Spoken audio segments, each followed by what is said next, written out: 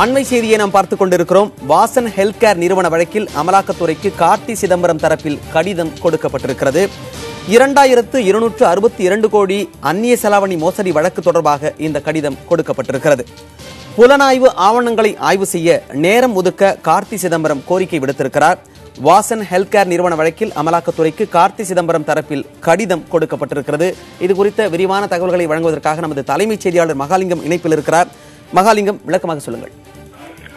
இந்த முக்கியமான வழக்கு நகர்வாக பார்க்கலாம். கார்த்தி சிதம்பரம் தற்பொழுது லண்டனில் இருக்கிறார் என்று தகவல் வெளியாயிருக்கிறது. இந்த சூழ்நிலையில் கார்த்தி சிதம்பரத்தின் சார்பில் அவரது வழக்கறிஞர்கள் ஒரு கடிதம் ஒன்று அமலாக்கத்துறைக்கு அனுப்பியிருக்கிறார்கள். அந்த கடிதத்தில் வாசன் ஹெல்த் கேர் நிறுவனம் சம்பந்தமாக அமலாக்கத்துறை ஏற்கனவே சோகாஸ் நோட்டீஸ் அனுப்பியிருந்தது.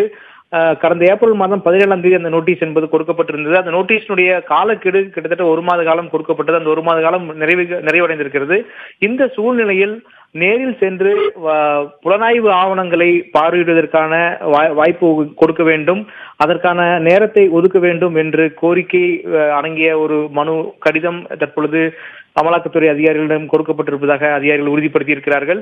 கிட்டத்தட்ட 2262 கோடி ரூபாய் அந்நிய முதலீடு என்பது வாசன் ஹெல்த் கேர் நிறுவனத்திற்கு வந்ததாக ஒரு குற்றச்சாட்டு இருக்கிறது சட்டவிரோதமாக. எனவே அது குறித்த வழக்கு விசாரணை தொடர்ந்து நடைபெற்றுக் கொண்டிருக்கிறது.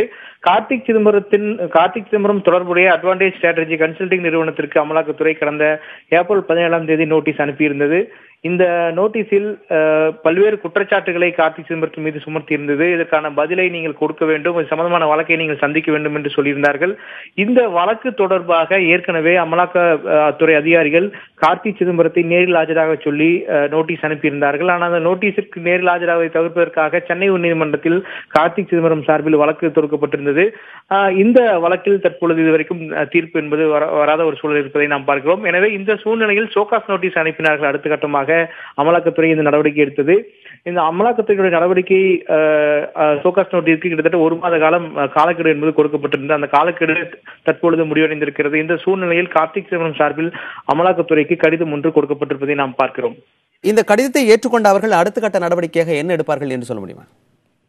இந்த வழக்கை பொறுத்த வரைக்கும் அந்நிய செலாவணி மோசடி வழக்கில் தான் இந்த வழக்கு என்பது பதிவு செய்யப்பட்டு விசாரணை என்பது நடைபெற்றுக் கொண்டிருக்கிறது. இந்த வழக்கினுடைய முகாந்தரத்தின் அடிப்படையில் அடுத்த கட்ட விசாரணைக்காக இதுபோன்று நேரம் ஒதுக்கப்படுவது ஒரு சாதாரண விஷயம் என்று சொல்லியிருக்கிறார்கள். அதாவது குற்றம் சாட்டப்பட்டவர்கள் தம் மீது உள்ள குற்றச்சாட்டுகளை நிரூபிக்க வேண்டிய ஒரு நெருக்கடியில் இருக்கிறார்கள்.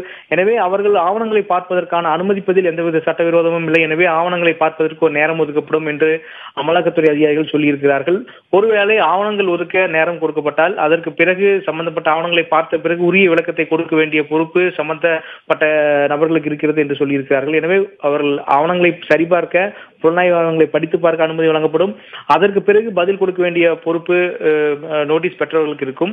அதற்கு பிறகு அடுத்த கட்டமாக அவர்கள் எது மாதிரியான பதிலை கொடுக்கிறார்கள் என்பதை வைத்து அடுத்த கட்ட விசாரணை நடத்துவதற்கான வாய்ப்பு இருப்பதாக அமலாக்கத்துறை அதிகாரிகள் தெரிவித்திருக்கிறார்கள். வாசன் ஹெல்த் கேர் நிறுவன வழக்கில் அமலாக்கத்துறைக்கு கார்த்தி சிதம்பரம் தரப்பில் கடிதம் கொடுக்கப்பட்டிருக்கிறது. விரிவான தகவல்களை பதிவு செய்தமைக்கு நன்றி மகாலிங்கம்.